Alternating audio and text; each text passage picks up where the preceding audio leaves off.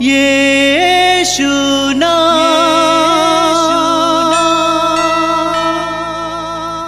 यीशु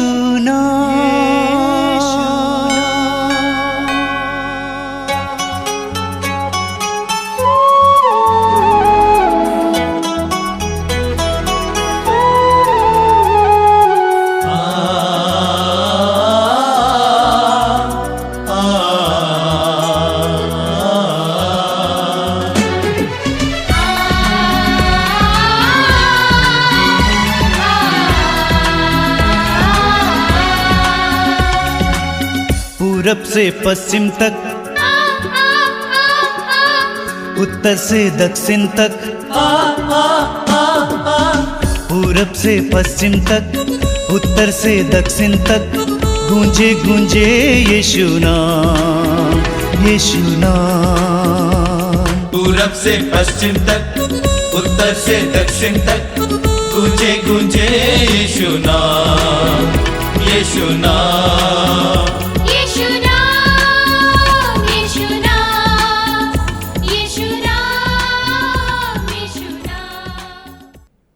सभी भाई बहनों को जय यीशु। मैं आप सभी का स्वागत करता हूं इस मातृधाम सत्संग में। मैं जानता हूं कि आप में से अधिकतर लोग इस सत्संग में नियमितः भाग लेते हैं, नियमित रूप से भाग लेते हैं। मैं प्रभु को धन्यवाद देता हूं कि बहुत सारे भाई बहनों के इसके जरिए कृपाएं मिल रही है। आपसे अनुरोध करूंगा कि पूरा मन लगाकर इसमें भाग लीजिए। हम इस सत्संग का प्रारंभ स्तुति के साथ करते हैं। जब हम स्तुति करते हैं, हमारी आत्माएं जो झुकी हुई होती हैं सीधी होती हैं। हमारे अंदर जो उदासी है वो मिटने लगती है। हमारे अंदर जो निराशा है वो मिटने लगती है। स्तुति के द्वारा हम अपने आप को तैयार करते हैं ताकि हम प्रभु की कृपा प्राप्त करें। स्तुति के द्वारा हम अपने हृदय के नकारात्मक बातों को दूर करते हैं। जब हम स्तुति करते हैं उस समय हम प्रभु के सानिध्य में आ जाते हैं। हमारे हृदय के संकोच को मिटाया जाता है। हमें एहसास होता है कि हम प्रभु की उपस्थिति में हैं। हमारा मन यहां वहां नहीं भटकता है, पूरी तरह से प्रभु में एकाग्र हो जाता है। तो इसीलिए हर बार स्तुति के साथ इस सत्संग को शुरू किया जाता है। जब भी हम स्तुति करते हैं, इस बात का ख्याल करना, प्रभु की स्तुति के द्वारा हमारे लिए कृपा का द्वार खुल जाता है। मांगने वाले बहुत सारे हैं। इस दुनिया में अधिकतर लोग मांगने वाले होते हैं। किसी भी दरबार में जाते हैं, प्रभु के दरबार में मांगने के लिए जाते हैं। लेकिन हम लोग स्तुति करेंगे। स्तुति करना सीखिए। मैंने बार बार आपको बताया है कि अपनी आंसुओं को स्तुति में परिवर्तित कीजिए। अपने दुख दर्द पीड़ाओं के लिए प्रभु को धन्यवाद देना शुरू कीजिए। संत पौलुस हमें बार बार याद दिलाते हैं कि सब बातों के लिए ईश्वर को धन्यवाद देना सीखिए। पौलुस कहते हैं कि मसीही वो है, विश्वासी वो है जो ईश्वर को धन्यवाद देने वाले होते हैं। प्रभु का वचन कहता है, जो मुझे धन्यवाद का बलिदान चाहता है वही मेरा सम्मान करता है। तो हम लोग बड़े आनंद के साथ प्रभु की स्तुति करेंगे। हमारे भाई मोक्षा और सुहासिनी स्तुति में हमारी अगुवाई करेंगे गीत में, और इस गीत के साथ मिलकर हम लोग स्तुति करेंगे। सब लोग हृदय खोलकर, मुंह खोलकर इस गीत को गाएंगे और तालियां बजाते हुए, हृदय खोलकर प्रभु की स्तुति करते हुए प्रभु की कृपा को, प्रभु के अभिषेक को आपकी ओर उतरने देंगे। आइए हम लोग बड़ी खुशी के साथ भाई मोक्षा और सुहासिनी के साथ इस समय स्तुति करेंगे। तालियां बजाते हुए प्रभु की स्तुति करेंगे।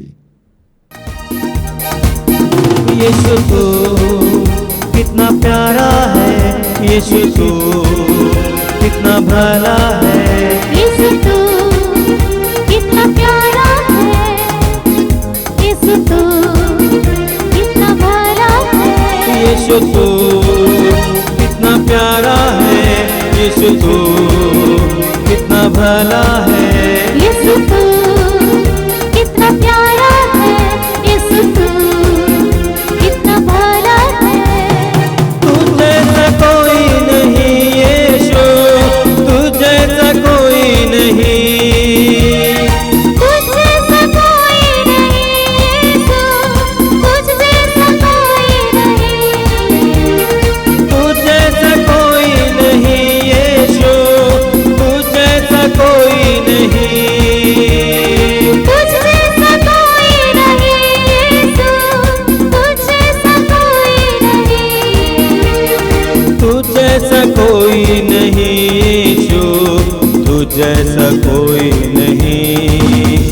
यीशु तू कितना प्यारा है, यीशु तू कितना भला है, यीशु तू कितना प्यारा है, यीशु तू कितना भला है।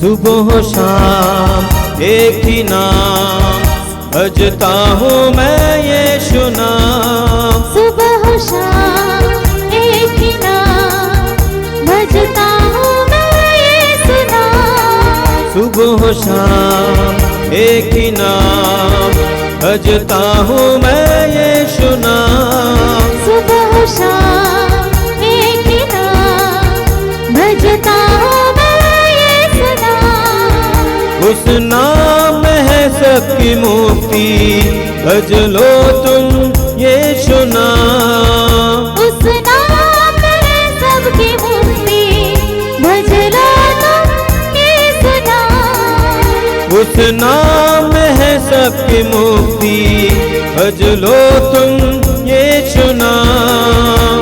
उस नाम में है सबकी मुक्ति, भज लो तुम यीशु नाम। यीशु नाम, यीशु नाम, यीशु नाम, यीशु नाम। यीशु तू कितना प्यारा है, यीशु तू कितना भला है। सब मिलकर गाएं, यीशु तू कितना प्यारा है, यीशु तू कितना भला है, यीशु तू कितना प्यारा है, यीशु तू सब मिलकर गाएंगे। कितना भला है।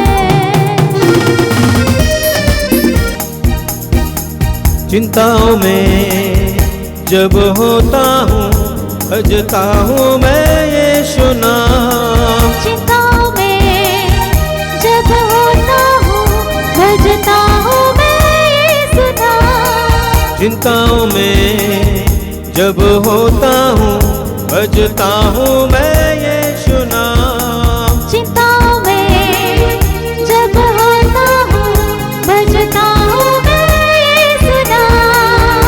इस नाम में मिलती है राहत, भज लो तुम यीशु नाम। इस नाम में मिलती है राहत, भज लो तुम यीशु नाम।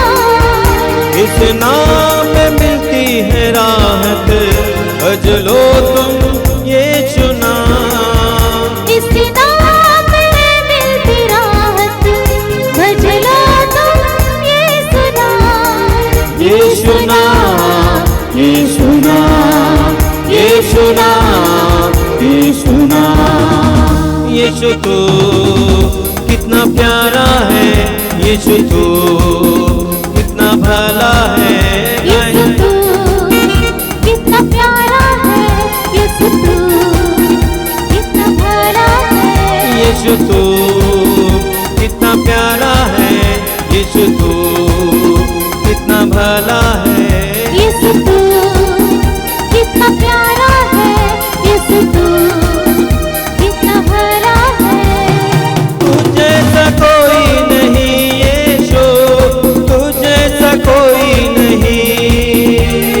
तुझ जैसा कोई नहीं यीशु, तुझ जैसा कोई नहीं। तुझ जैसा कोई नहीं यीशु, तुझ जैसा कोई नहीं। यीशु तू कितना प्यारा है, यीशु तू कितना भला ताली बजा कर गाएं। यीशु तू कितना प्यारा है, यीशु तू कितना भला है। यीशु तू कितना प्यारा है, यीशु तू कितना भला है। ये प्रभु स्तुति कर हालेलुया, हालेलुया, हालेलुया, हालेलुया। यीशु की जय हो, यीशु की महिमा हो, यीशु की स्तुति। हालेलुया, हालेलुया, हालेलुया, महिमा महिमा महिमा, स्तुति स्तुति स्तुति, आराधना आराधना आराधना। हालेलुया, हालेलुया, हालेलुया। आइए हम प्रार्थना करें। अपनी आंखें बंद कीजिए। आप जहाँ कहीं भी बैठे हैं, मैं आपसे अनुरोध करूंगा कि आप पूरी तरह से प्रभु का सानिध्य अनुभव करेंगे। इस समय आपने निर्णय लिया कि आप इस सत्संग में भाग लेंगे, इस प्रार्थना में भाग लेंगे। प्रभु की उपस्थिति आपके साथ है उस समय से, क्योंकि प्रभु ने आपके हृदय के उद्देश्य को देख लिया है। अपने हृदय को प्रभु के लिए खोलिए। प्रकाशना ग्रंथ के अध्याय 3 उसके वाक्य 20 में प्रभु कहते हैं, मैं द्वार पर खड़ा होकर खटखटा रहा हूं, यदि कोई मेरी वाणी सुनकर, मेरी आवाज सुनकर मेरे लिए द्वार खोल देगा तो मैं आकर उसके साथ भोजन करूंगा और वह मेरे साथ। कितनी सुंदर प्रतिज्ञा है। प्रभु प्रतिज्ञा देते हैं कि अगर तुम मेरे लिए द्वार खोल दोगे, मैं आकर तुम्हारे साथ भोजन करूंगा और तुम मेरे साथ भोजन करोगे। पूर्ण विश्वास के साथ इस समय प्रभु की उपस्थिति में आइए। अपने हृदय और मन को प्रभु के लिए खोलिए। प्रभु को आपके जीवन में कार्य करने दीजिए। दयालु प्रभु यीशु, मैं तुझे धन्यवाद देता हूं इस समय के लिए। अपने एक एक भाई बहन के लिए तुझे धन्यवाद देता हूं। मैं जानता हूं कि तू उनके जीवन में कार्य कर रहा है। मैं जानता हूं कि तू उनके करीब इस समय बैठा हुआ है। पवित्र आत्मा के द्वारा तू उनके करीब है। प्रभु यीशु, उनके दिल में बहुत सारी पीड़ाएं हैं, दर्द हैं। उन सारी बातों को तू जानता है, मैं जानता हूं। प्रभु उन पर दया करना, उनके जीवन में आज एक चमत्कार प्रकट करना। आइए मेरे भाई और बहनों, इस समय हम अपना हृदय खोलकर प्रभु की उपस्थिति में उनकी आराधना करने के लिए अपने आप को तैयार करें। पवित्र आत्मा का आह्वान करें। पवित्र आत्मा ही हमारे जीवन की समस्याओं का समाधान है। यह पवित्र आत्मा का युग है। पवित्र आत्मा ईश्वर का आत्मा है। पवित्र आत्मा प्रभु यीशु का आत्मा है। पवित्र आत्मा सामर्थ्य का आत्मा है। पवित्र आत्मा सत्य का आत्मा है। पवित्र आत्मा प्रेम का आत्मा है। पवित्र आत्मा पवित्रता का आत्मा है।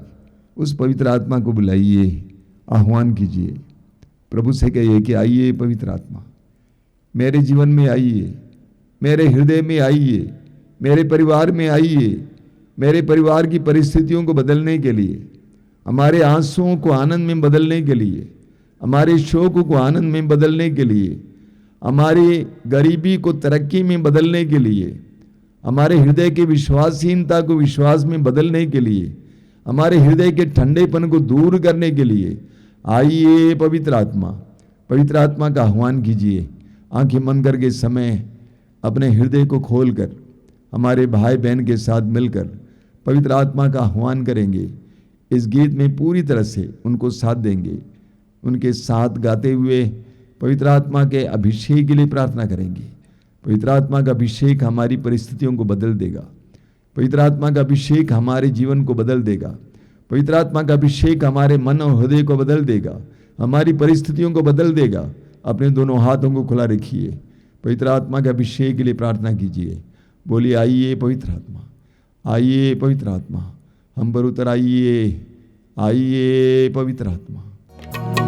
पावन आत्मा मुझ में आ, पावन आत्मा मुझ में आ, पावन आत्मा मुझ में आ, तू पावन आत्मा मुझ में आ। पावन आत्मा मुझ में आ, पावन आत्मा मुझ में आ, पावन आत्मा मुझ में आ, तू पावन आत्मा मुझ में आ। जाना नहीं पावन आत्मा तू मेरा मीत है, जाना नहीं पावन आत्मा तू मेरा मीत है।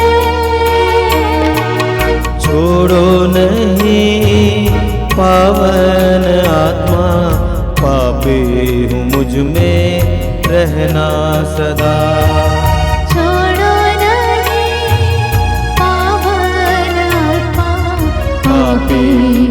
मुझ में रहना सदा। पावन आत्मा मुझ में आ, पावन आत्मा मुझ में आ, पावन आत्मा मुझ में आ, तू पावन आत्मा मुझ में आ। पावन आत्मा मुझ में आ, पावन आत्मा मुझ में आ, पावन आत्मा मुझ में आ, तू पावन आत्मा मुझ में आ। पावन आत्मा शक्ति दे दो, पावन आत्मा शक्ति दे दो, पावन आत्मा शक्ति दे दो, पावन आत्मा शक्ति दे दो। पावन आत्मा शक्ति दे दो, पावन आत्मा शक्ति दे दो, पावन आत्मा शक्ति दे दो, पावन आत्मा शक्ति दो।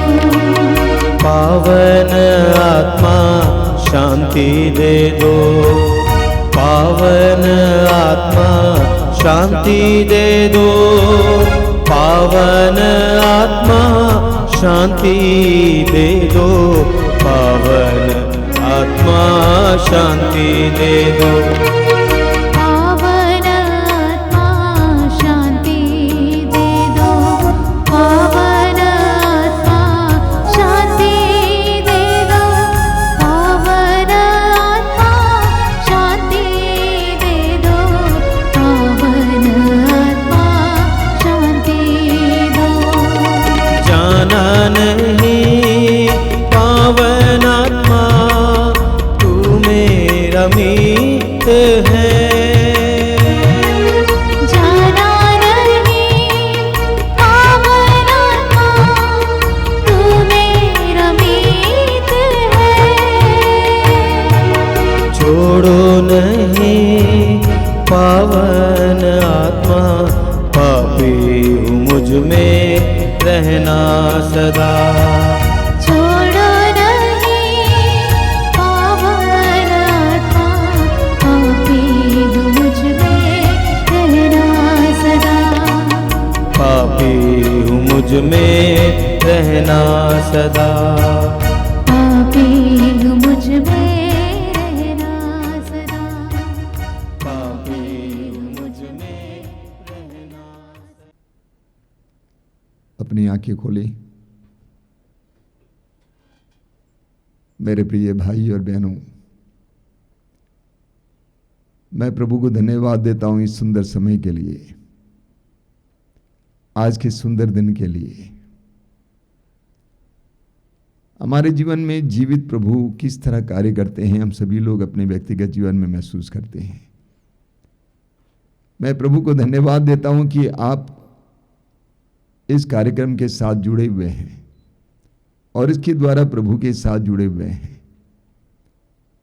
हमें कई लोगों से मैसेज मिलते हैं, टेलीफोन कॉल्स मिलते हैं और कई लोग यहाँ पे आते भी हैं जो ये बताते हैं कि आपके कार्यक्रमों से हम लोग पूरी तरह से जुड़े हुए हैं और इससे जुड़ने के बाद हमारे परिवार में तरक्की आई, आशीष आई है, कृपाएं आई हैं। कभी कभी मैं कुछ भाव विभोर होता हूँ, विह्वल हो जाता हूँ। मैं महसूस करता हूँ कि हमारा प्रभु कितना जीवित प्रभु है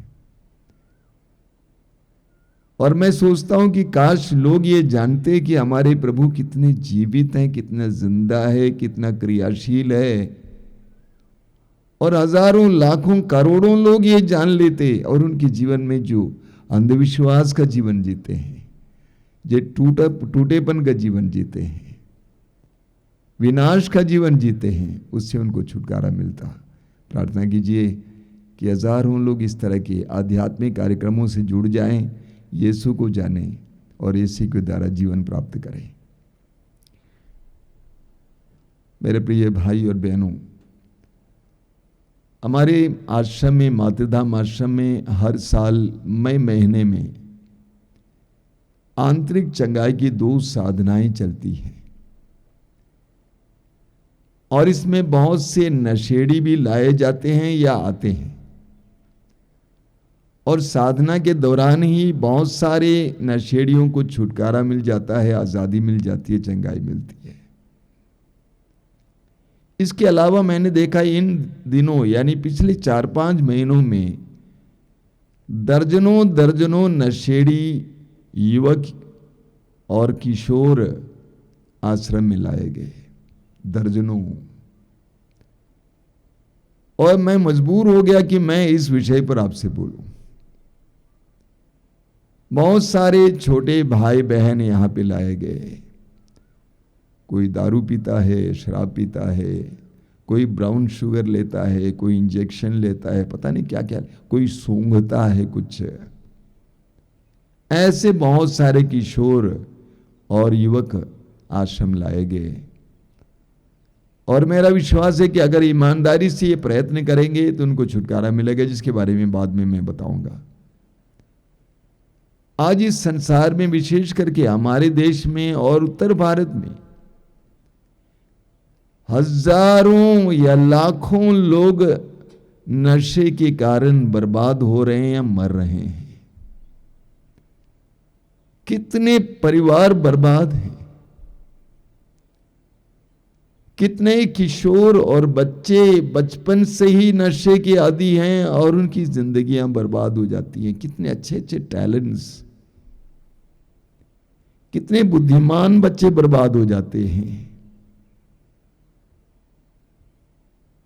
अच्छे अच्छे लोग मर जाते हैं। नशापान एक तरह की आत्महत्या है और जो नशे का शिकार है वो ज्यादा दिन जी नहीं सकता है। नशा उसकी उम्र को और जीवन को छीन लेता है। एक लड़का हाल में लाया गया था यहां पे, उसका शरीर इतना कमजोर था, चेहरा पचका हुआ, और उसके पिता और उसका भाई उसको लेके आया था। मैंने कहा, बेटा तुमने कभी आईना देखा है? देखो तो कितनी जिंदगियां बर्बाद हो जाती हैं। आत्महत्या है, नशापान आत्महत्या है और धीरे धीरे अपने आप को वो समाप्त करता है, बर्बाद करता है। नशा हमें बहुत जल्दी ही मौत की ओर ले जाता है। कुरिन्थियों के पहले पत्र के अध्याय 6 वाक्य 19 में संत पौलुस हमें याद दिलाते हैं कि आप नहीं जानते हैं कि आपका शरीर ईश्वर का मंदिर है। कि आप नहीं जानते हैं कि आपका शरीर ईश्वर का मंदिर है और ये आपको दिया गया है और ईश्वर का आत्मा आप में निवास करता है। ये ईश्वर का मंदिर है, ये शरीर ईश्वर का मंदिर है।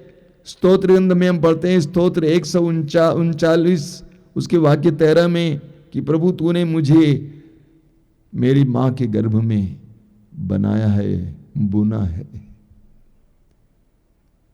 हमारे शरीरों को हमारी माताओं के गर्भ में ईश्वर ने कितनी तन्मयता के साथ बनाया है, गढ़ा है।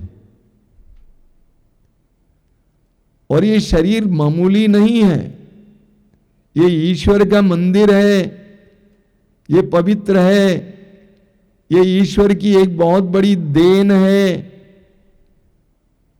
जब नशेड़ी मेरे सामने आके बैठते हैं, मैं उनसे कहता हूं कि बेटा प्रभु को धन्यवाद दो कि तुम्हारी आंखें हैं, तुम देख सकते हो इस दुनिया में कितने अंधे हैं। अगर तू अंधा होता शायद नहीं पीता। प्रभु को धन्यवाद दो कि तुम बोल सकते हो, तुम गूंगे नहीं हो, तुम अपने को प्रकट कर सकते हो, व्यक्त कर सकते हो।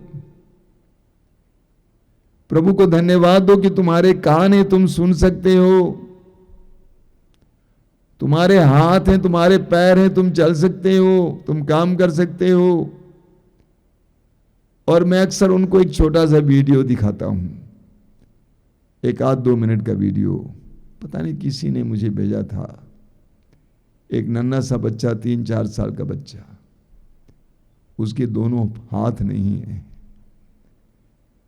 और बड़ी खुशी के साथ अपने दोनों पैरों से रोटी को चीर कर मुंह में डाल के खा रहा है। मैं उन युवकों को दिखाता हूं और कहता हूं कि बेटा देख देख, ईश्वर ने तुमको सब कुछ दिया है। कुरिन्थियों के पहले पत्र के अध्याय 6 वाक्य 20 में संत पौलुस कहते हैं, अपने शरीर में ईश्वर की महिमा करो। ये शरीर ईश्वर के द्वारा तुम्हें दिया गया है, ये बर्बाद करने के लिए नहीं दिया गया है, बल्कि इस शरीर के द्वारा ईश्वर की महिमा करने के लिए दिया गया है। मेरे पास एक चित्र था, पता नहीं किसी ने ले लिया बाइबल से। एक लड़की है जिसका सिर्फ एक पैर काम करता है, हाथ बहुत छोटे छोटे हैं। उस एक पैर से वो चित्र खींचती है, सुंदर सुंदर चित्र खींचती है और उसके सहारे वो अपनी जीविका चलाती है। ये शरीर ईश्वर ने दिया है ताकि हम इसके द्वारा ईश्वर की महिमा करें।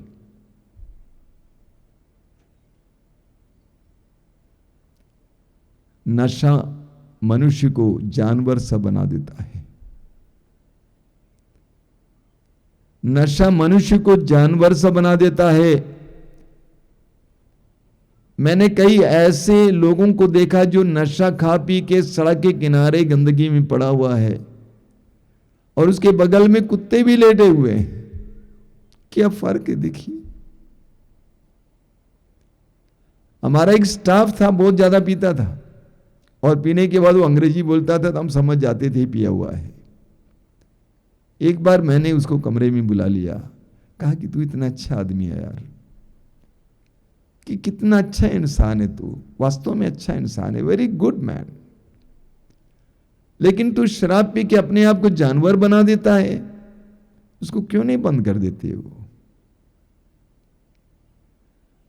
नशा मनुष्य को जानवर सा बना देता है। उत्पत्ति ग्रंथ का अध्याय 1 वाक्य 27 में हम पढ़ते हैं, ईश्वर ने हमें अपना प्रतिरूप बनाया है। प्रज्ञा ग्रंथ के अध्याय 2 वाक्य 23 में हम पढ़ते हैं कि ईश्वर ने मनुष्य को अमर बनाया, उसने उसे अपना प्रतिरूप बनाया है। हम ईश्वर के प्रतिरूप बनाए गए हैं। स्तोत्र ग्रंथ में हम पढ़ते हैं, स्तोत्र 8 उसके वाक्य 6 से 8, वहां पे वचन में लिखा हुआ, स्तोत्रकार कहता है, हे प्रभु तूने मनुष्य को स्वर्गदूत से कुछ ही छोटा बनाया है, तूने उसे महिमा और सम्मान का मुकुट पहनाया है। मनुष्य इस सारी सृष्टि में महान है। ईश्वर ने हमें बुद्धि दी है, ईश्वर ने हमें आत्मा दी है, ईश्वर ने हमें समझने की कृपा दी है, आध्यात्मिक चेतना दी है, ईश्वर ने हमें महान बनाया है। यिर्मयाह नबी अध्याय 1 वाक्य 5 में प्रभु कहते हैं, मां के गर्भ में तुम्हें रचने से पहले ही मैंने तुमको जान लिया। माता के गर्भ में रचने से पहले ही मैंने तुमको जान लिया। यानी प्रभु कहते हैं कि तुम मेरी दृष्टि में कितना मूल्यवान है। इस्यास नबी अध्याय 43 उसके वाक्य 4 में प्रभु कहते हैं, तुम मेरी दृष्टि में मूल्यवान हो और महत्व रखते हो, मैं तुमको प्यार करता हूं। प्रभु अपने पवित्र वचनों के द्वारा कहते हैं कि हम कितने महान हैं। यह शरीर ईश्वर का एक बहुत बड़ा वरदान है। मेरे शरीर में कई रोग हैं और जितने लोग स्वस्थ हैं उनको देखकर मुझे लगता है कितना अच्छा शरीर है ये, ईश्वर ने कितनी आशीष दी है। ये शरीर ईश्वर का दान है, ये शरीर ईश्वर का मंदिर है। कुरिन्थियों के पहले पत्र के अध्याय 3 वाक्य 17 में प्रभु का वचन कहता है, जो इस प्रभु के मंदिर को नष्ट करेगा ईश्वर उससे नष्ट करेगा। और ये होते हुए मैं देखता हूं, जो लोग नशा खाकर अपने शरीर को बर्बाद करते हैं, नशा पीकर अपने शरीर को बर्बाद करते हैं, ईश्वर के मंदिर को नष्ट करते हैं, प्रभु उन्हें नष्ट कर देते हैं। प्रभु उन्हें नष्ट कर देते हैं, उनकी जिंदगी छीन लेते हैं। नशापान का क्या परिणाम है? आज का मैं लोगों को बताता हूं, सीधे बोल देता हूं नशेड़ियों से, बेटे नशे के द्वारा मैंने देखा आजकल कि लोगों के अंदर मिर्गी का रोग आ जाता है। नंबर 1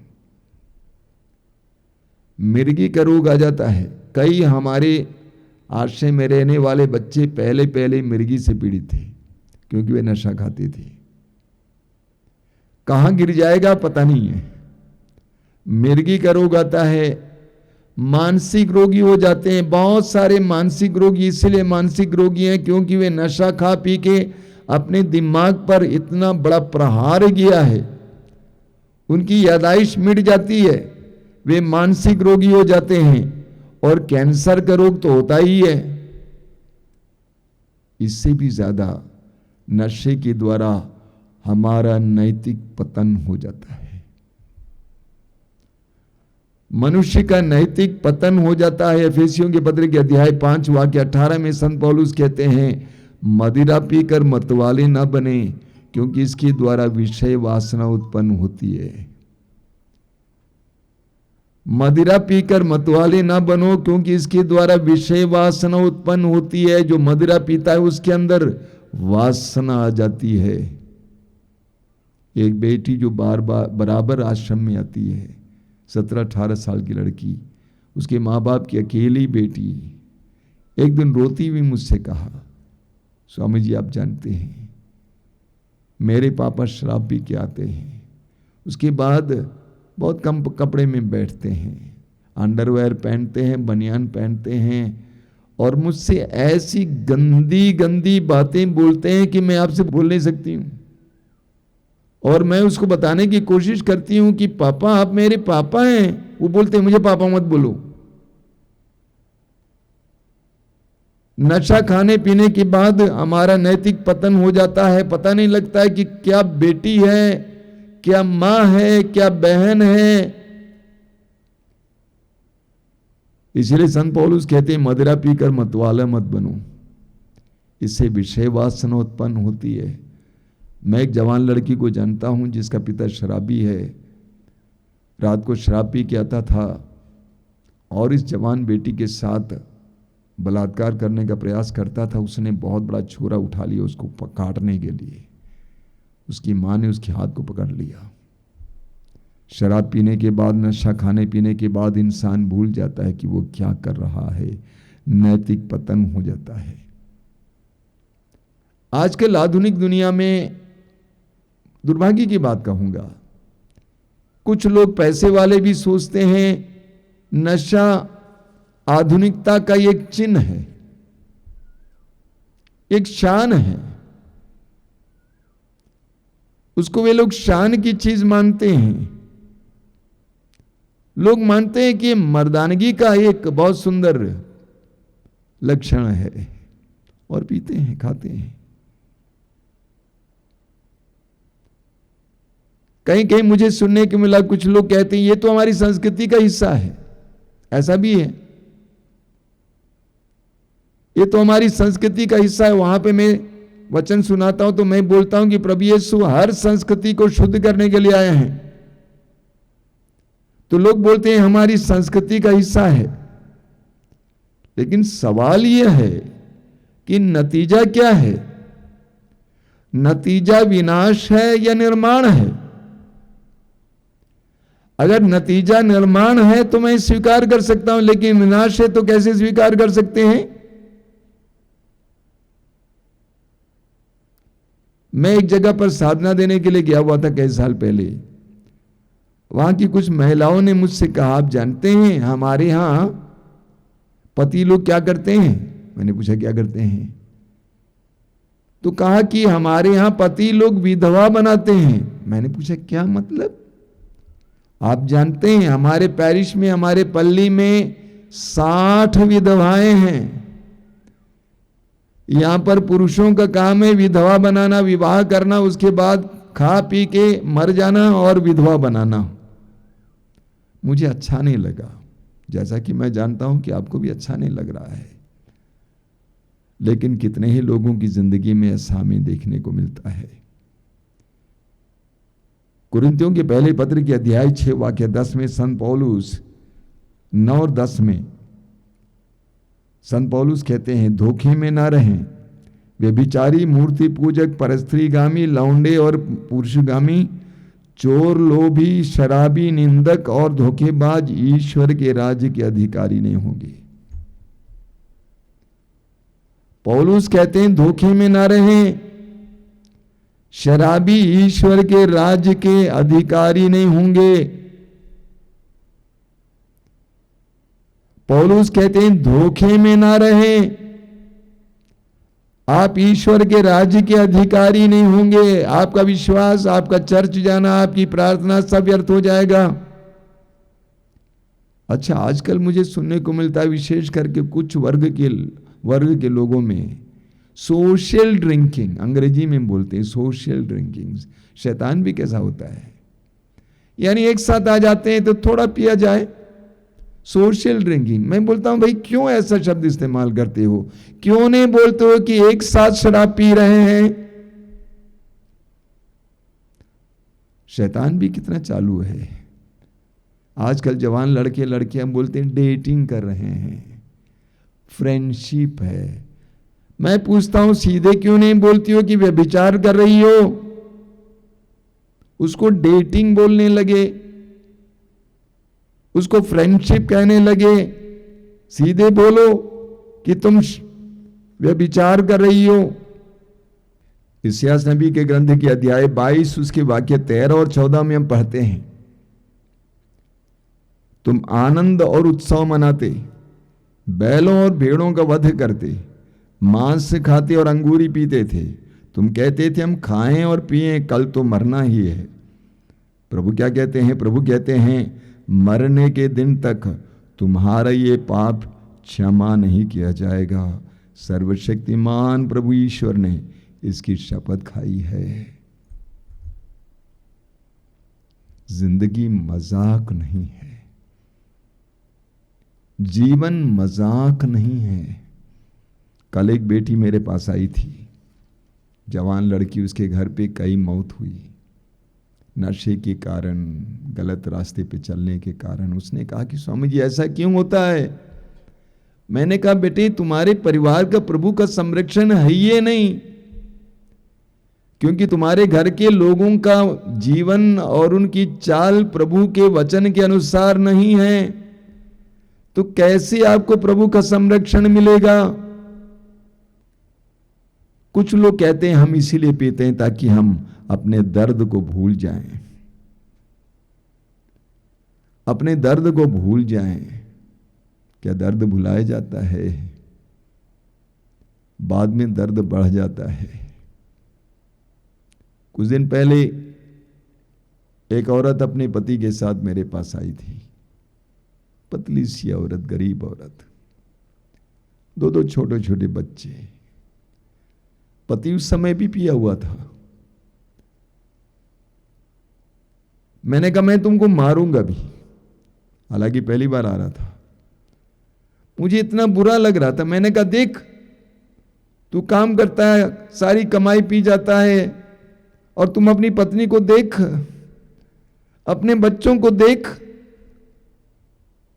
तू इनका खून पी रहा है। अगर तू वो पैसा घर ले आता, इस बेटी की स्थिति नहीं होती। ये बच्चे स्कूल जाते, बच्चे पढ़ते, तो दुख कहां भुलाया जाता है? स्वयं दुखी हो जाते हो और दूसरों को भी दुखी बनाते हो।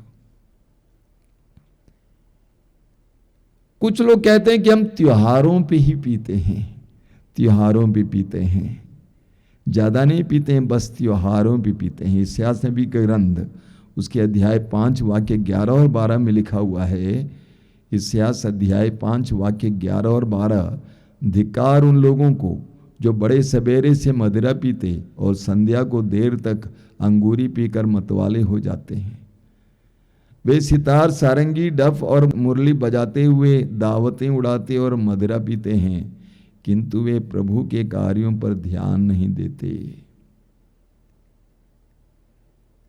वाक्य 14 में लिखा हुआ है, तब अधोलोक अपना मुंह फैलाएगा और अपने जबड़े पूरे पूरे खोलेगा।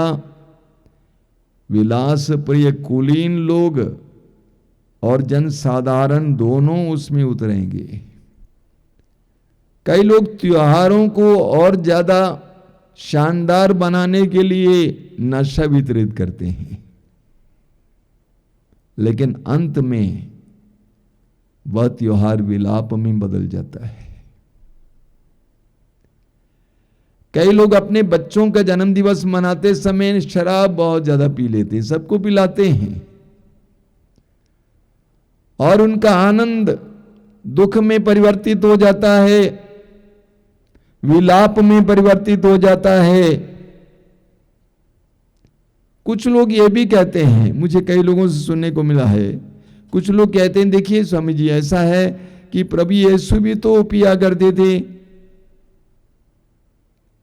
प्रभु यीशु भी तो पिया करते थे, लेकिन वह दारू नहीं था, अंगूरी था, अंगूर का रस, उसमें मादकता नहीं थी।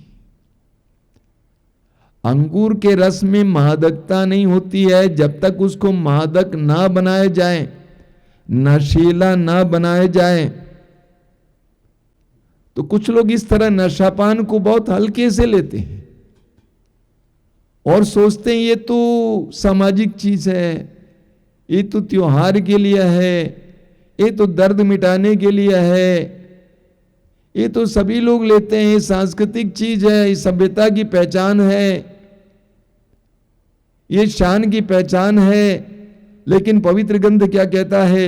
सूक्ति ग्रंथ अध्याय 23 उसके वाक्य 30 और 31 में लिखा हुआ है 32 तक, यह उनकी दशा है जो देर तक अंगूरी पीते हैं, जो मिश्रित अंगूरी के प्याले चखते रहते हैं। लाल लाल अंगूरी पर दृष्टि मत लगाओ, जो प्याले में बुदबुदाती है वह पीते समय मधुर लगती है, किंतु अंत में सांप की तरह डसती और करैत की तरह विष उगलती है।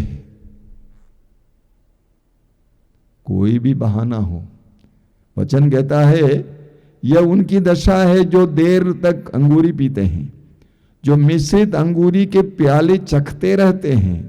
लाल लाल अंगूरी पर दृष्टि मत लगाओ, जो प्याले में बुदबुदाती है वह पीते समय मधुर लगती है, लेकिन किंतु अंत में सांप की तरह डसती और करैत की तरह विष उगलती है।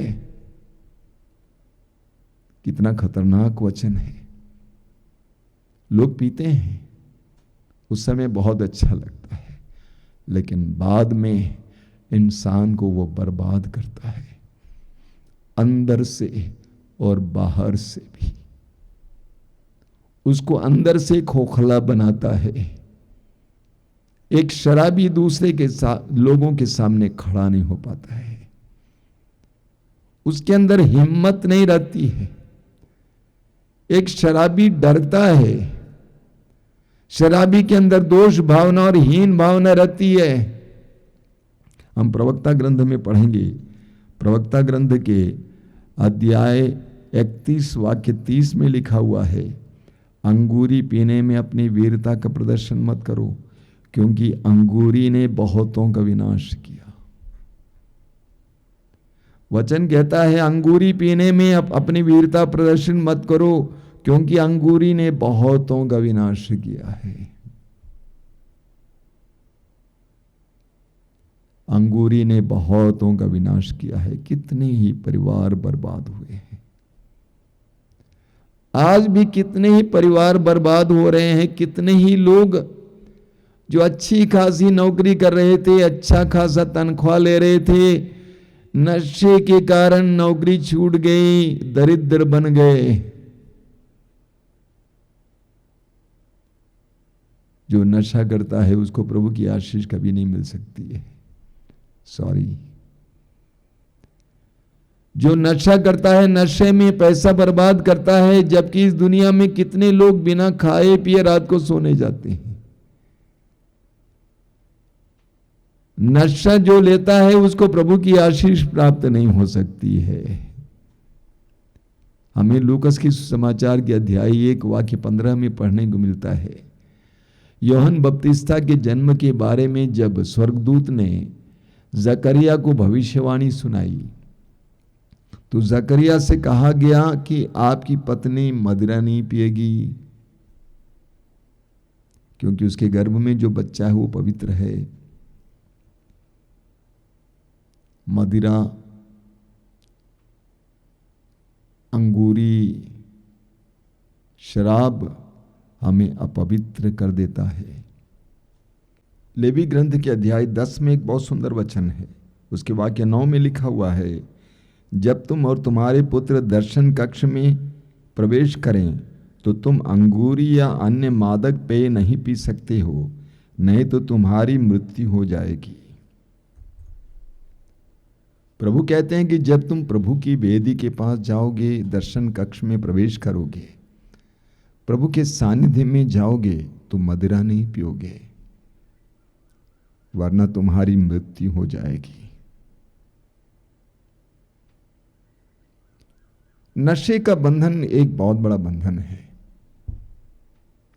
और बहुत सारे लोग इस बंधन में जकड़े हुए हैं, हजारों लाखों की संख्या में। भारत के कई इलाकों में यह एक बहुत बड़ा अभिशाप बना हुआ है। घरों में लोग शराब पी के आते हैं, दिन रात चिल्लाते हैं, शाम को ना प्रार्थना हो सकती है, ढंग से जी पाते हैं।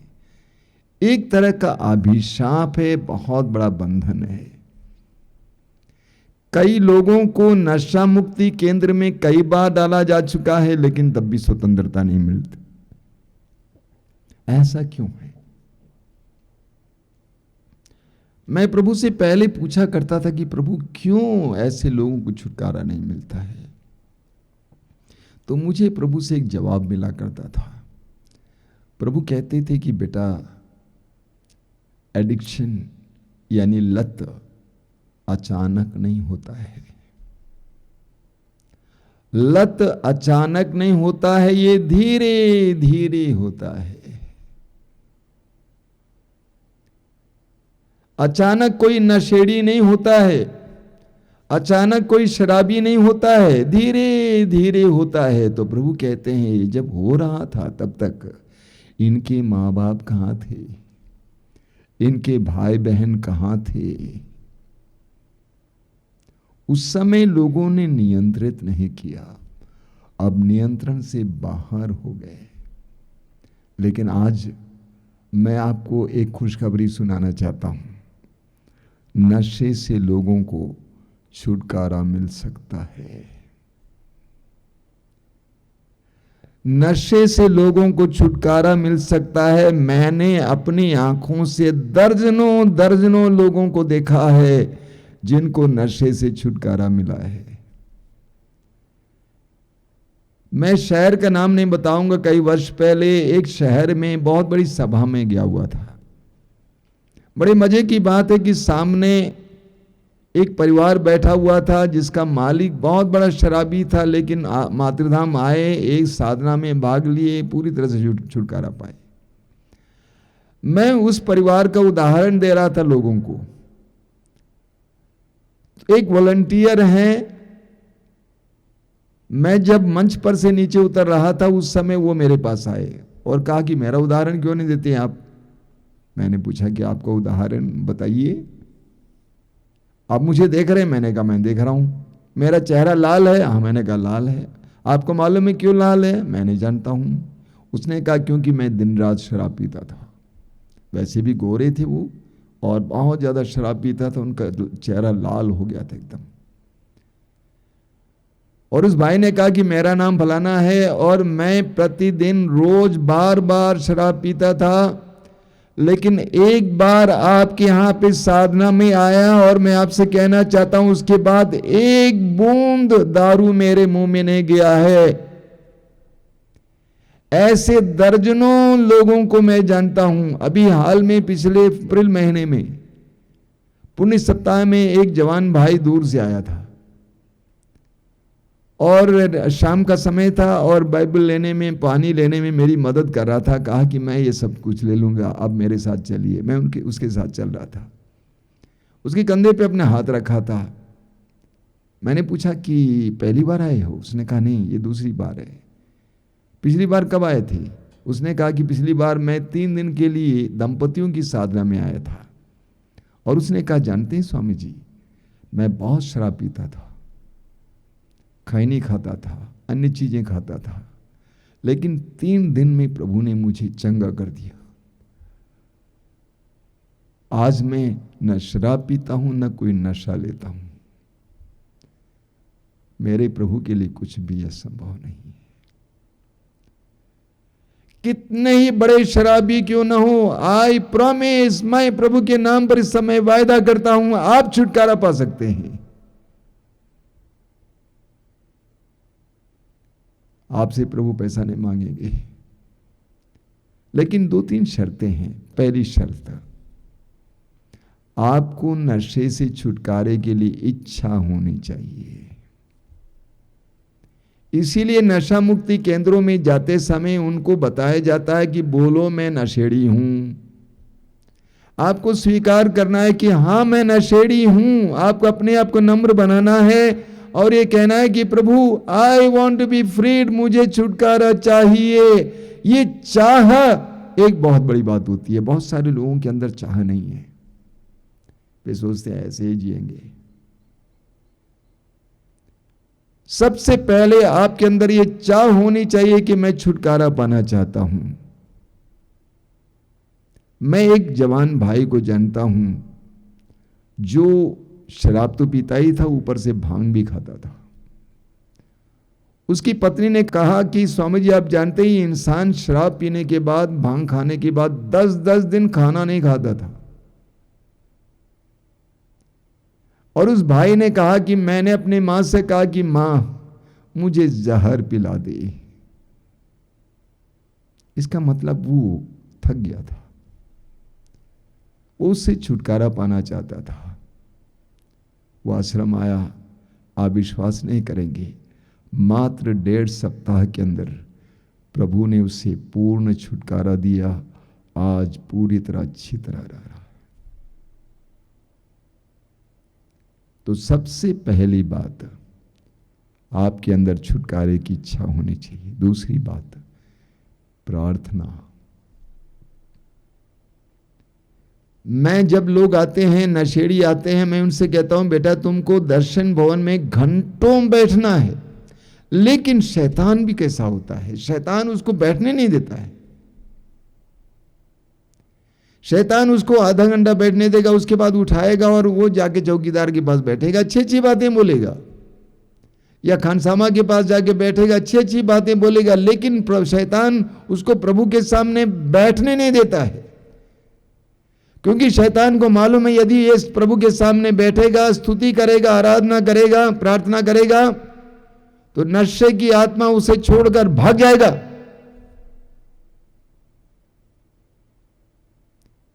अगर एक नशेड़ी प्रभु के सामने घंटों बैठेगा, प्रार्थना करेगा, स्तुति करेगा, शैतान नशे की आत्मा उसको छोड़कर भाग जाएगा। मैं एक भाई को जानता हूं, ज्यादा पढ़ा लिखा नहीं है, नशेड़ी है, यहां तक कि जेल भी गया है मारपीट करने के बाद। लेकिन मैंने कहा कि बेटा तुमको प्रभु के सामने बैठना है, घंटों प्रार्थना करना है। उसको कुछ नहीं आता था, उसको रोजरी बोलना आता था, वही रोजरी बोलते रहता था, रोजरी बोलते रहता था, पूरी तरह से छुटकारा पाया। अभी मुझे याद है कई वर्ष पहले छत्तीसगढ़ से एक परिवार से 2 जवान बेटे यहां पे आए थे। दोनों बाबा जैसे थे, दाढ़ी बाल सब लंबा करके। उन लड़कों के घर पे मैं जाया करता था कभी, तो उनकी माँ बोला करती थी स्वामी जी आप जानते हैं कि मेरे बेटे कैसे थे, इतना शराब पीते थे कि रात को गायब रहते थे। मैं लालटेन लेके जंगल में घूमती थी ये देखने के लिए कि मेरे बेटे कहाँ पड़े हुए हैं। वे प्रभु के सामने आए, प्रार्थना में समय बिताए, पूरी तरह से आजाद हैं, आज नौकरी कर रहे हैं, तो प्रभु के सामने बैठना होगा। जब नशे की आत्मा आपसे बाहर निकल जाएगी तो आप नशा चाहते हुए भी नहीं पी पाएंगे। कई लोग बोलते हैं नहीं स्वामी जी ऐसा नहीं है कि मैं 40 में पीता ही नहीं हूं, 30 दिन नहीं पीता हूं, 40 दिन नहीं पीता हूं, लेकिन फिर तुम पीने लगे। अगर नशे की आत्मा तुमसे निकाली जाएगी, उसके बाद वो निकल जाएगी, तो उसके बाद तुम चाहते हुए भी नशा नहीं पी पाओगे। यही पॉइंट है। इस बात को लोग समझते नहीं है।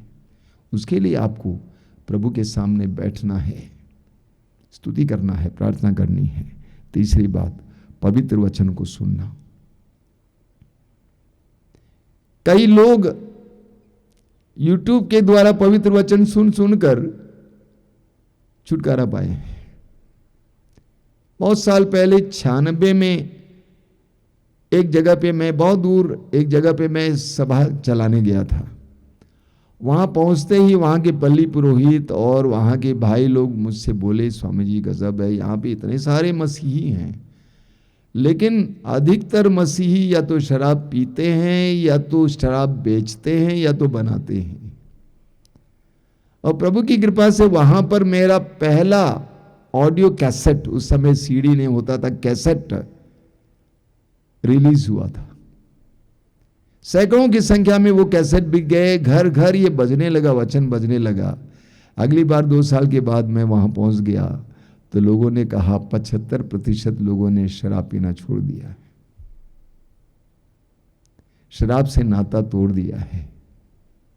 पवित्र वचन सुनने से आपको छुटकारा मिलता है। वचन आपके हृदय के अंतरतम में प्रवेश करेगा और आपके अंदर जो चाह होगी, नशा के लिए चाह होगी, उसको बर्बाद करेगा। मंगलूर शहर में एक बहुत बड़ी सभा चला रहा था। उस समय शाम के समय सभा होती थी, दिन के समय लोग आते थे प्रार्थना के लिए। एक भाई आए, कहा कि मैं प्रार्थना मांगने नहीं आया हूं, मैं आपको धन्यवाद देने आया हूं। मैंने पूछा भाई क्या कारण? तो कहा कि ऐसा है कि मैं आर्मी में था, जल्दी रिटायर हो गया, मैं बहुत ज़्यादा पीता था और घर आने के बाद पीता भी था, दूसरी गंदगी मेरे अंदर आ गई, मैं नारियों के पीछे आता था। उस समय YouTube उतना मशहूर नहीं था, कई वर्ष पहले की बात है, लेकिन YouTube में मेरे प्रवचन पड़े रहते थे जो टीवी में होते थे। तो उस व्यक्ति ने कहा कि मुझे अचानक YouTube में आपका प्रवचन देखने को मिला, हालांकि आप एक हिंदू साधु जैसे दिख रहे थे, लेकिन वहां पे मैंने प्रभु यीशु की तस्वीर देखी तो मैंने सुनना शुरू किया। मैंने आपके सारे प्रवचन अपने मोबाइल में डाउनलोड कर लिया और रोज आपके प्रवचन को कान में हेडफोन लगाकर सुनता था। मैं आपको थैंक यू बोलने आया हूं, धन्यवाद देने आया हूं। पिछले 1 साल से मेरे मुंह में दारू नहीं गया है।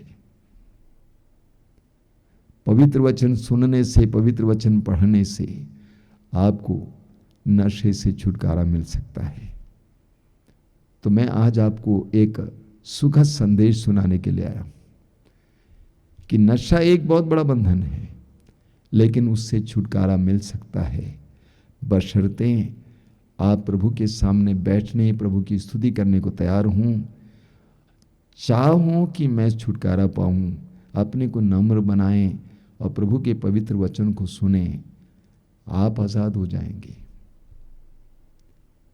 आप आजाद हो जाएंगे, पूरी तरह से आजाद हो जाएंगे। प्रभु यीशु ने कहा, यूहन्ना अध्याय 8 वाक्य 36, यदि पुत्र तुम्हें स्वतंत्र करेगा तो तुम सचमुच स्वतंत्र हो जाओगी।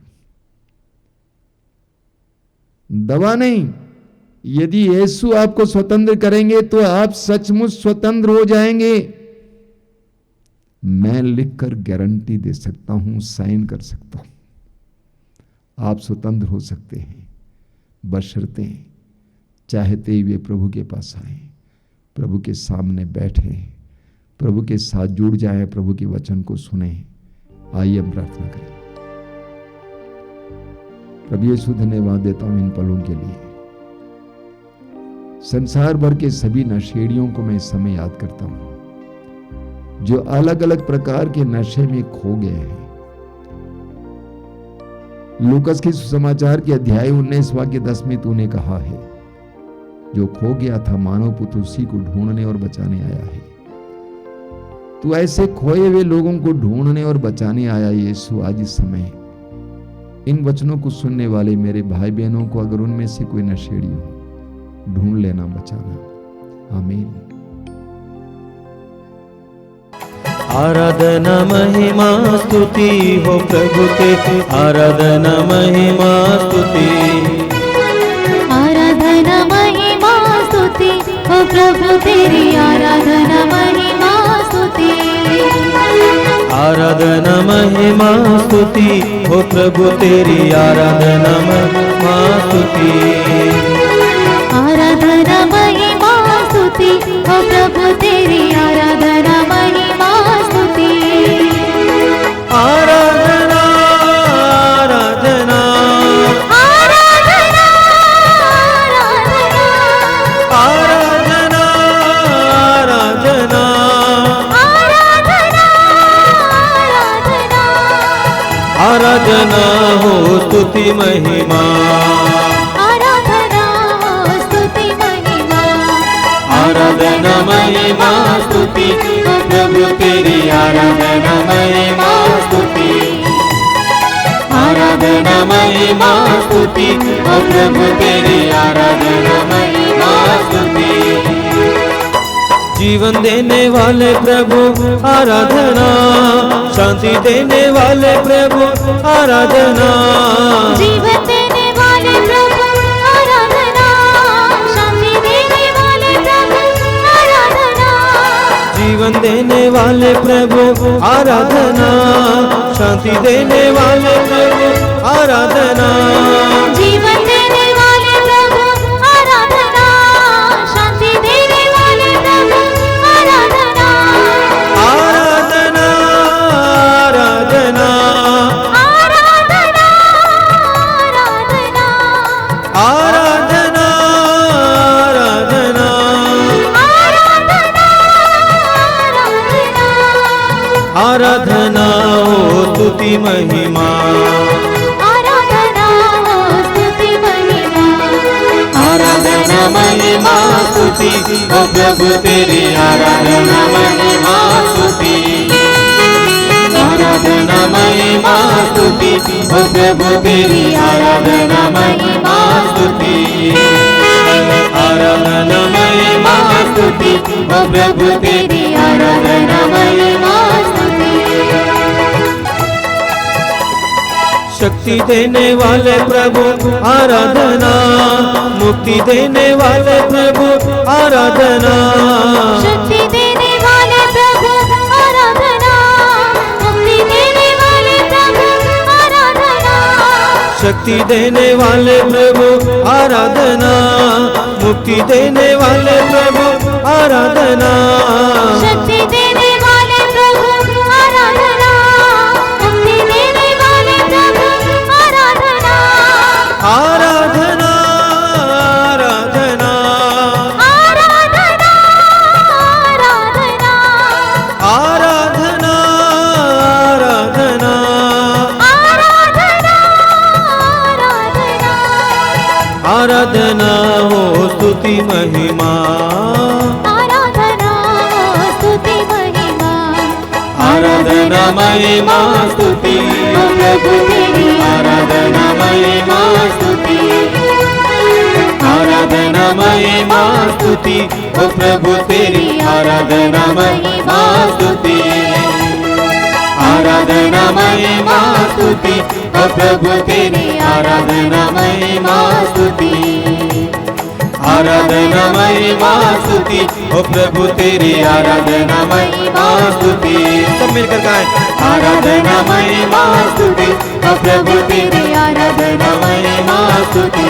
आइए सब मिलकर, आराधना महिमा स्तुति हो प्रभु तेरी, आराधना महिमा स्तुति।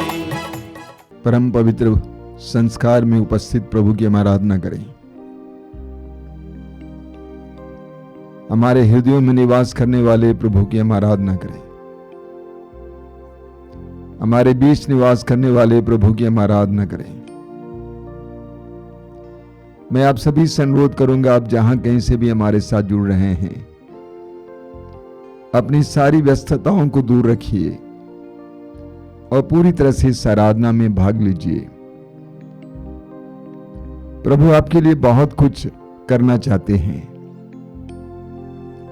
हमारे प्रभु एक करुणामय प्रभु है, दयालु प्रभु है, सर्वशक्तिमान प्रभु हैं। शब्द मात्र से संपूर्ण विश्व को बनाने वाले प्रभु, उस प्रभु के लिए कुछ भी असंभव नहीं है। यीशु ने स्वयं कहा है, जो मनुष्यों के लिए असंभव है वो ईश्वर के लिए संभव है। अपने हृदय और मन को पूरी तरह से प्रभु के लिए खोलिए, अपनी आस्था को बढ़ाइए, अपने भरोसे को बढ़ाइए। मैं जानता हूं कि इस समय आपके दिल में बहुत सारी समस्याएं हैं, पीड़ाएं हैं। उन सारी पीड़ाओं को इस समय प्रभु के सामने रखिए, हृदय से प्रभु के साथ जुड़िए। यीशु ने समारी स्त्री से कहा, ईश्वर आत्मा है और उसके आराधकों को चाहिए कि आत्मा और सच्चाई से उसकी आराधना करें।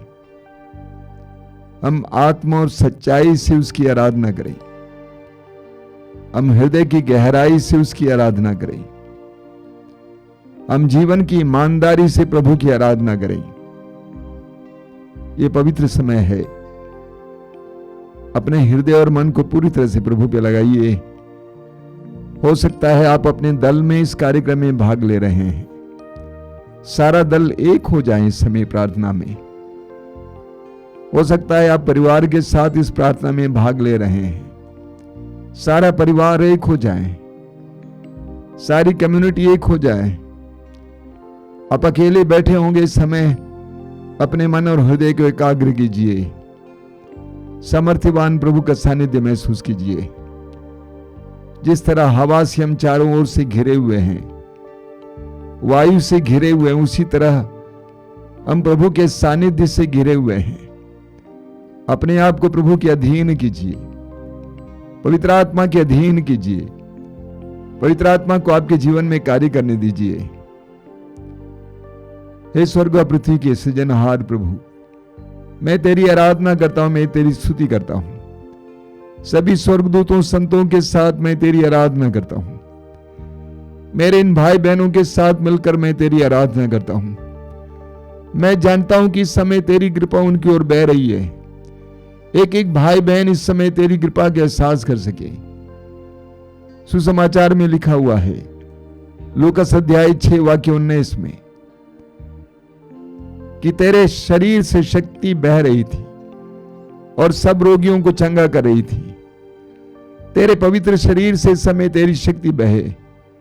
धन्यवाद यीशु, तेरी स्तुति हो, तेरी आराधना, तेरी महिमा हो। आइए भाई और बहनों, हम प्रभु की स्तुति और आराधना करेंगे। मेरे पीछे दोहराते जाएंगे मुंह खोलकर, हालेलुया, हालेलुया, हालेलुया, हालेलुया।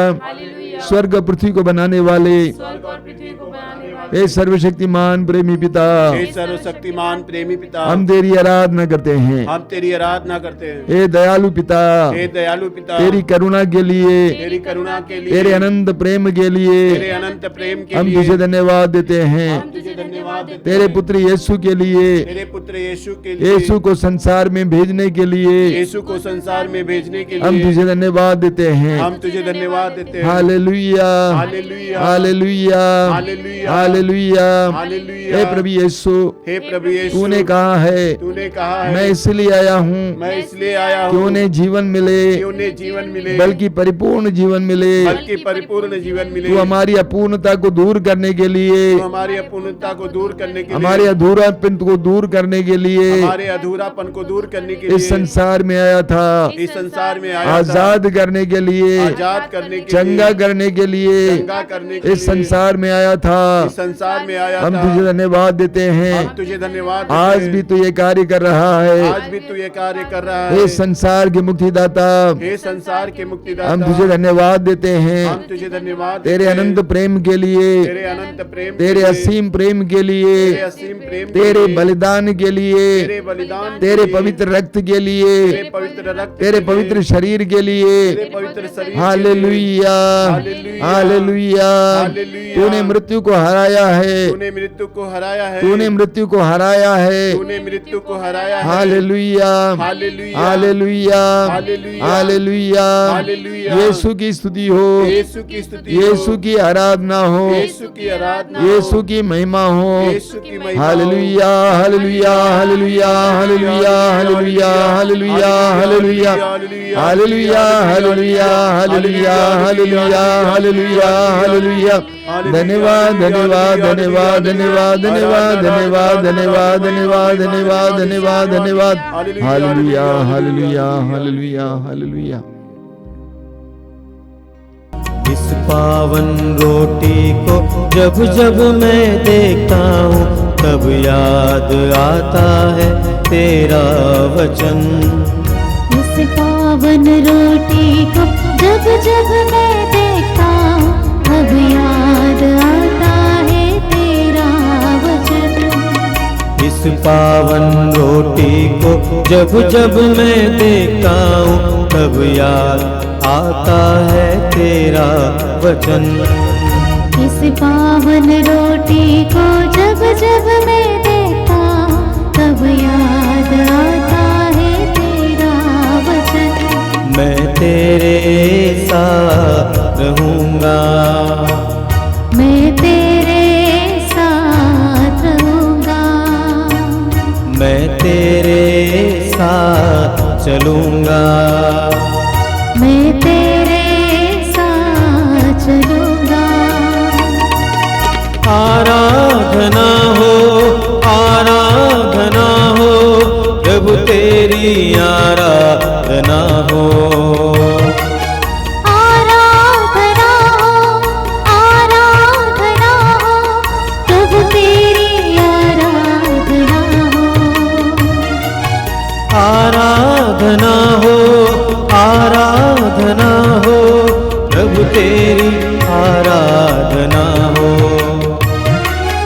आराधना हो, आराधना हो, प्रभु तेरी आराधना हो। निराशा के बादल जीवन में जब छा जाते हैं, निराशा के बादल जीवन में जब छा जाते हैं। निराशा के बादल जीवन में जब छा जाते हैं, निराशा के बादल जीवन में जब छा जाते हैं। तब याद आता है तेरा वचन। तब याद आता है तेरा वचन। आराधना हो, आराधना हो, प्रभु तेरी आराधना हो। आराधना हो, आराधना हो, प्रभु तेरी आराधना हो। इस पावन रोटी को जब जब मैं देखता हूँ तब याद आता है तेरा वचन। इस पावन रोटी को जब जब मैं देखता हूँ तब याद आता है तेरा वचन। मैं तेरे साथ रहूँगा, मैं तेरे साथ रहूँगा। आराधना हो, आराधना हो, प्रभु तेरी आराधना हो। आराधना हो, आराधना हो, प्रभु तेरी आराधना हो। प्रभु तेरी आराधना हो। अपनी आंखें खोलिए। मेरे प्रिय भाई और बहनों, ये संसार हमें विभिन्न प्रकार के बंधनों में बांध देता है। इस संसार में बहुत सारे लोग गुलाम जैसा जीवन जीते हैं। अलग अलग प्रकार से लोग गुलाम हैं, दास हैं। प्रभु यीशु ने कहा जो पाप करता है वो पाप का दास है। अलग अलग प्रकार के पापों के द्वारा हम शैतान के दास बनते हैं। लेकिन प्रभु यीशु हमें छुड़ाने के लिए संसार में आए। आज इस संसार में हजारों, लाखों या करोड़ों लोग विभिन्न प्रकार के नशे के शिकार हैं, अलग अलग प्रकार के नशीले पदार्थों के शिकार हैं।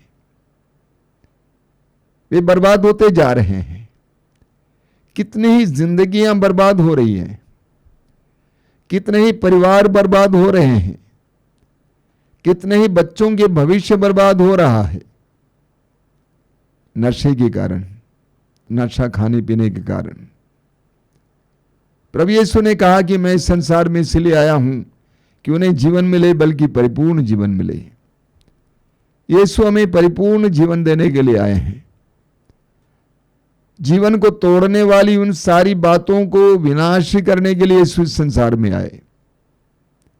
यूहन्ना के पहले पत्र के अध्याय 3 वाक्य 8 में यूहन्ना कहते हैं कि प्रभु यीशु इस संसार में शैतान के कार्य को समाप्त करने के लिए आए हैं, और प्रभु यीशु हमें आजाद कर सकते हैं। यीशु ने लूकस के सुसमाचार के अध्याय 21 उसके वाक्य 34 से, मैं पूरा वचन आपको पढ़ के सुनाना चाहता हूं, 34 से 36 तक प्रभु कहते हैं, सावधान रहो, कहीं ऐसा ना हो कि भोग विलास, नशे और इस संसार की चिंताओं से तुम्हारा मन कुंठित हो जाए और वह दिन फंदे की तरह अचानक तुम पर आ गिरे, क्योंकि वह दिन समस्त पृथ्वी के सभी निवासियों पर आ पड़ेगा। इसलिए जागते रहो और सब समय प्रार्थना करते रहो, जिससे तुम इन सब आने वाले संकटों से बचने और भरोसे के साथ मानव पुत्र के सामने खड़े होने योग्य बन जाओ। प्रभु यीशु कहते हैं, भोग विलास, नशा और इस संसार की चिंताएं हमारे मन को कुंठित करती हैं। नशा मनुष्य के मन को कुंठित करता है। नशा मनुष्य को अंधा बना देता है। नशा खाने पीने के बाद मनुष्य अंधा हो जाता है। वो क्या करता है उसको इस बात का एहसास नहीं है। हमें मार्कुस के सुसमाचार के अध्याय 6 में एक जबरदस्त उदाहरण देखने को मिलता है। वहां पर हमें हेरोद के बारे में बताया गया है। हेरोद ने अपने भाई की पत्नी हेरोदिया को अपनी पत्नी बना लिया था, और यूहन्ना बपतिस्ता ने उनसे कहा कि यह गलत है, यह अपराध है, आपको अपने भाई की पत्नी को अपने साथ नहीं रखना चाहिए। हेरोदिया को यह अच्छा नहीं लगा, क्योंकि हेरोदिया चाहती थी कि वह एक राजा की पत्नी के रूप में रहे। हेरोद का जन्म दिवस था, उनके बहुत सारे मित्र लोग आए हुए थे, दरबार था, सब लोग खाए पिए थे। हेरोद अच्छी तरह नशे में था, और उस समय हेरोदिया की बेटी वहां पर नाचने के लिए आती है, और इस तरह वो मुग्ध करती है कि राजा हेरोद अपने नशे और उस मुग्धता में अंधा हो जाता है। कहता है कि तुम मांगो, तुम जो चाहे मांगो वो तुम्हें तो देने को तैयार हूं, यहां तक कि अपने राज्य का आधा हिस्सा मांगो, मैं देने को तैयार हूं। उस लड़की को नहीं मालूम था कि क्या मांगू। वो अपनी मां के पास जाती है। मां ने कहा, यूहन्ना बपतिस्ता का सिर मांगो। लड़की ने आकर कहा, राजा को धक्का तो लगा, क्योंकि राजा यूहन्ना बपतिस्ता का सम्मान करता था, उसको जेल में रखा था सुरक्षा के लिए, लेकिन मजबूरन उसको उस महान धर्मात्मा के सिर को कटवाना पड़ा। नशे में इंसान अंधा हो जाता है। कितने ही नशेड़ी शराब खानों में अपनी जमीनें बेच देते हैं। शराब खानों में जमीनें बिकती हैं। मैं एक भाई को जानता हूं जो बराबर आश्रम आया करता है। उसके पास बहुत जमीन थी, कई बच्चे भी हैं, लेकिन वो नशेड़ी है, शराबी है। उसको शराब पिला पिलाकर लोगों ने जमीन लिखवा दिया। आज वो गरीब हो गया है। नशे में इंसान अंधा हो जाता है। वो क्या करता है उसको पता नहीं चलता है। कितने नशेड़ी नशे की अवस्था में अपनी बेटियों को गलत हाथों में बेच देते हैं, शादी करा देते हैं। नशा इंसान को अंधा बना देता है। लेकिन मैं आज आपको एक बात बताना चाहता हूं कि प्रभु यीशु हमें स्वतंत्र कर सकते हैं। मैंने अपनी आंखों से देखा है कि कितने लोगों को प्रभु यीशु ने स्वतंत्र किया है, हमेशा के लिए। यूहन्ना के सुसमाचार के अध्याय 8 वाक्य 36 में प्रभु यीशु कहते हैं, यदि पुत्र तुम्हें स्वतंत्र करेगा तो तुम सचमुच स्वतंत्र बनोगे। और यीशु हमें स्वतंत्र कर सकते हैं। मत्ती के सुसमाचार के अध्याय 15 वाक्य 13 में प्रभु यीशु कहते हैं, जो पौधा मेरे स्वर्गीय पिता ने नहीं रोपा है वो उखाड़ा जाएगा। यीशु ऐसे पौधों को उखाड़ने के लिए संसार में आए जो स्वर्गीय पिता ने नहीं रोपा है। ऐसी गंदी गंदी आदतों से मनुष्य को छुटकारा देने के लिए आए। आज अगर आपने जीवन में किसी भी प्रकार का बंधन है, इस तरह के किसी तरह के नशा लत है, एडिक्शन है, यीशु के हाथ में समर्पित करते हुए प्रार्थना करेंगे, यीशु आपको स्वतंत्र करेंगे। यीशु के लिए कुछ भी असंभव नहीं है। बोलिए हालेलुया, हालेलुया, हालेलुया, हालेलुया, हालेलुया, हालेलुया, हालेलुया, हालेलुया। अपनी आंखें बंद कीजिए। और इस समय यदि आप नशे के शिकार हैं, आपके परिवार में कोई नशे के शिकार है, उन सबको प्रभु के हाथ में समर्पित कीजिए। अपने आप को प्रभु के हाथ में समर्पित कीजिए। यह विश्वास कीजिए कि प्रभु के लिए कुछ भी असंभव नहीं है। वो हमें स्वतंत्र कर सकते हैं, वो हमें आजाद कर सकते हैं। प्रकाशना ग्रंथ के अध्याय 21 वाक्य 5 में प्रभु यीशु कहते हैं, मैं सब कुछ नया बना देता हूं। I make all things new. Yeshu सब कुछ नया बना सकते हैं। मैंने दर्जनों दर्जनों लोगों के जीवन को देखा है जो पहले कैसे थे, नशे में थे, चूर थे, बर्बाद हो रहे थे, लेकिन आज बहुत भली और अच्छी जिंदगी जी रहे हैं। अपने आप को समर्पित कीजिए। परिवार के नशेड़ियों को समर्पित कीजिए। प्रभु से प्रार्थना कीजिए कि प्रभु मैं आजाद होना चाहता हूं, मेरे परिवार के लोगों को आजाद कर। इस समय प्रभु से प्रार्थना करेंगे। यीशु के उसी वचन को हम लोग बार बार दोहराते हुए प्रार्थना करेंगे।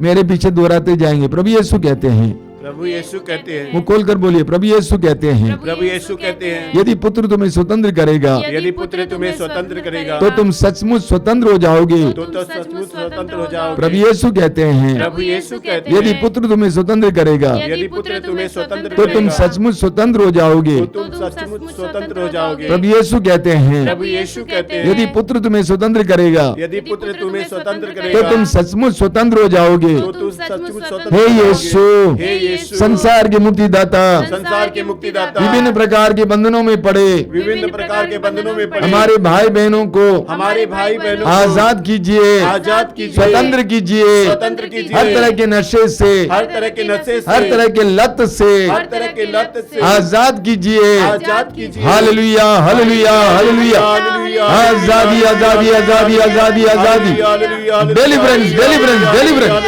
आजादी, आजादी, आजादी, आजादी, डिलीवरेंस, डिलीवरेंस, डिलीवरेंस, आजादी, आजादी, आजादी, आजादी। हालेलुया, हालेलुया, हालेलुया, हालेलुया, हालेलुया, हालेलुया। धन्यवाद यीशु, तेरी स्तुति, तेरी आराधना, तेरी महिमा। Thank you Lord.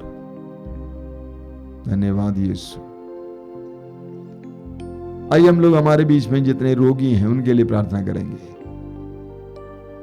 यीशु जीवित हैं। यीशु हमारी प्रार्थनाओं को सुनने वाले हैं। रोगी भाई बहनों से अनुरोध करूंगा कि आप दुखी नहीं होंगे, आप उदास नहीं होंगे, निराश नहीं होंगे।